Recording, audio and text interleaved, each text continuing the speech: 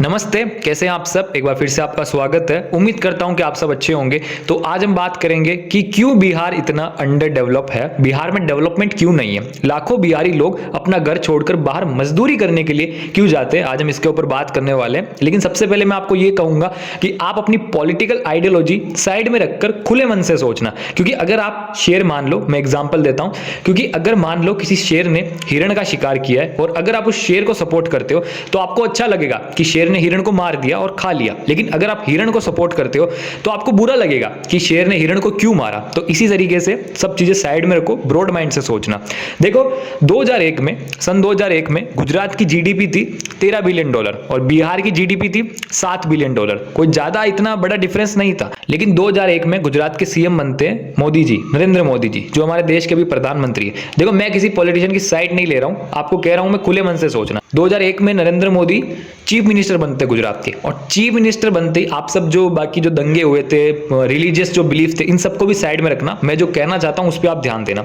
2001 में जब नरेंद्र मोदी सीएम बने थे, सीएम बनने के कुछ समय बाद में अगर आप देखोगे कि उन्होंने इंडस्ट्रियल पॉलिसी, जो फैक्ट्रीज जो लगती है ना इंडस्ट्री, उनके लिए इतनी सारी पॉलिसीज चलाई कि लीज पे जमीन देना, सब्सिडी देना, स्पेशल इकोनॉमिक जोन्स बनाना, उनके लिए अलग एरिया बनाना कि यहाँ पे फैक्ट्री होगी, इकोनॉमिक जोन होगा, इंडस्ट्री जोन होगा, एमएसएमई टाइप, ऐसी बहुत सारी चीजें चलाना। अगर मैं आपको शॉर्ट में बताऊं तो गुजरात के चीफ मिनिस्टर नरेंद्र मोदी ने इतनी, मतलब वो कहते हैं ना, सुविधाएं दी थी कि कोई भी फैक्ट्री जो थी गुजरात आना चाहती थी, और उन्होंने भी अपना एड़ी चोटी का जोर लगा लिया सारी फैक्ट्रियों को गुजरात में लाने के लिए। सारी नहीं, मतलब बहुत सारी फैक्ट्रीज गुजरात में लाने के लिए।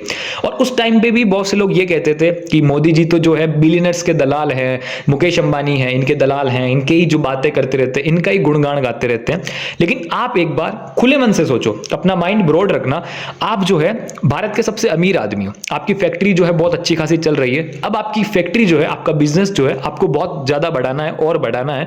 तो अब आप जो है नई फैक्ट्री, नई ब्रांच अपनी फैक्ट्री की खोलना चाहते हो, तो आप बिहार में क्यों खोलोगे? मेरे को बताओ ना। सोचो, आप दुनिया के सबसे अमीर आदमी हो, जैसा मैंने अभी आपको कहा, तो आप बिहार में क्यों खोलोगे? क्यों खोलोगे? आपको कोई फायदा मिलेगा, कुछ मिलेगा तब खोलोगे ना। तो उस समय गुजरात में वो फायदा मिल रहा था, सब्सिडी मिल रही है, टैक्स में छूट मिल रही है, स्टाम्प ड्यूटी में छूट मिल रही है, लीज पे जमीन मिल रही है। और अभी भी आप गुजरात में चले जाओगे ना, जो गुजरात के गांव के इलाके हैं वहां पर आपको रोड सही नहीं मिलेंगे। लेकिन जो गुजरात के फैक्ट्री वाले इलाके हैं वहां पर रोड बिल्कुल सही है, बिल्कुल सही है। तो इतनी सब सुविधा आपको जब मिलेगी तो आप कहां लगाओगे? वहीं लगाओगे ना। इसका मैं आपको एक एग्जाम्पल भी देता हूं, ज्यादा नहीं बता पाऊंगा। ये एग्जाम्पल है 2008 या 2010 का, जब कहते हैं कि मोदी जी ने एक मैसेज किया था रतन टाटा जी को, और रतन टाटा जी ने उसी समय हाँ भर दी थी गुजरात में फैक्ट्री लगाने के लिए। इतना जो था मोदी जी का इन्फ्लुएंस था। ठीक है, मैं मोदी जी की साइड नहीं ले रहा हूं, तारीफ नहीं कर रहा हूं। जो चीज अच्छी की है वो चीज अच्छी की है, ठीक है। और ऐसे ही बहुत सारी फैक्ट्रियां मोदी जी ने गुजरात में लगाई है। बहुत सारी, जो वाइब्रेंट गुजरात आपने सुने होगा, पूरा एक नाम चल रहा था पूरे भारत में, वाइब्रेंट गुजरात। और पिछले उस सालों में जब मोदी जी सीएम थे, one of the highest growing rate थी जीडीपी की गुजरात की, ठीक है। और दूसरी तरफ बिहार में आज भी केसेस आते हैं कि जो फैक्ट्रीज के लिए जो सड़क है वो सड़क सही नहीं है, उनको जो चीजें चाहिए वो नहीं मिल पा रही है। मैं यहाँ पे वो न्यूज आर्टिकल भी लगा दूंगा। तो यही है सबसे बड़ा रीजन बिहार का डेवलपमेंट नहीं होने का। बिहार में जो भी लीडर्स आते हैं, अब तक आए हैं या जो भी आते हैं, उनमें वो इंथुजिज्म ही नहीं है, उनमें वो लगन ही नहीं है कि बिहार को डेवलप करे वो चाहे। अब देखो मैं आपको मोदी जी का एग्जांपल इसलिए दे रहा हूं क्योंकि बिहार में भी एनडीए की सरकार है, ठीक है। बिहार में भी जो है एक तरह से मोदी जी का वर्चस्व चल रहा है। लेकिन बिहार में जब मोदी जी जाते हैं रैली करने, तो उनके भाषण आप सुनोगे कि बहनों को इतने रुपए दिए जाएंगे, बेरोजगार लोगों को इतने रुपए दिए जाएंगे। देखो मैं इसके खिलाफ नहीं हूं, अगर किसी को भूख लग रही है तो आपको खाना खिलाना ही पड़ेगा, ठीक है ना। लेकिन 10 घंटे बाद में उसको वापस भूख लगेगी, आप वापस खाना दे दोगे। वापस 10 घंटे बाद में भूख लगेगी, वापस खाना दे दोगे। ये क्या बात हुई? आपको उसको काम देना चाहिए ताकि वो खुद कमा के खा पाए। और वही रैली अगर आप मोदी जी की गुजरात में देखोगे तो अलग ही रैली चलती है। कोई प्रोजेक्ट दिए जा रहे हैं, किसी प्रोजेक्ट का इनॉग्रेशन किया जा रहा है। और गुजरात को लेके अभी तक भी मोदी जी का इंथुजिज्म कम नहीं हुआ है। अगर आप देखो क्रिकेट स्टेडियम, स्टैच्यूज, फैक्ट्रियां, बहुत सारी चीजें हैं जो अभी भी कर रहे हैं। और ओलंपिक जो है गुजरात में होस्ट होने की, अहमदाबाद में होस्ट होने की बात चल रही है। जबकि मेडल ज्यादा कहां से आते हैं? हरियाणा से आते हैं।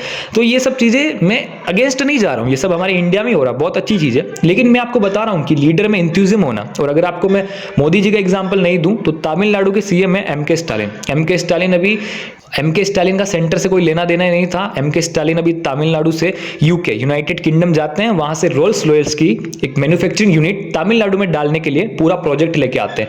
आपने न्यूज में भी पढ़ा होगा, तो आप समझ रहे हो, क्योंकि उस इंथ्यूजिज्म है। वो गए यूके अपनी ओर से, वहां पे जाते हैं, रोल्स रॉयल्स से बातें करते हैं, पूरा प्रोजेक्ट सेटअप करते हैं और अभी मैन्युफैक्चरिंग यूनिट तमिलनाडु में लगने वाली। तो ये बिहार में क्यों नहीं लगी?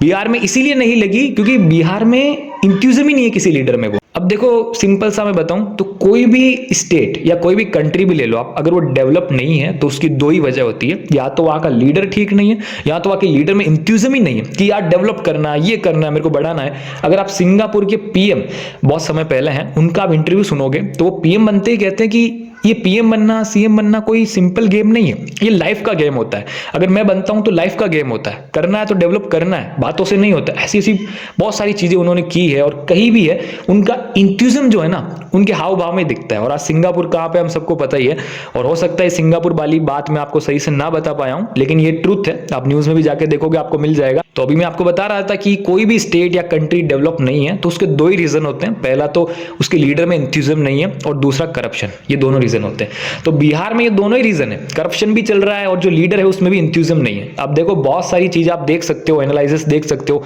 कि बिहार में डेवलपमेंट क्यों नहीं है, ये नहीं है, वो नहीं है, लेकिन सिंपल सी यही वजह है कि बिहार में डेवलपमेंट क्यों नहीं है। कोई भी लीडर आए वहां पे, उसको है ही नहीं कि यार बिहार को डेवलप करना है, ये करना, वो बस जाते। तो ये था मेरा रिसर्च, मैंने आपको बता दिया, ठीक है। और मिलते हैं नेक्स्ट वीडियो में। उम्मीद करता हूं कि आपको वीडियो पसंद आई होगी। और अगर आपका डाउट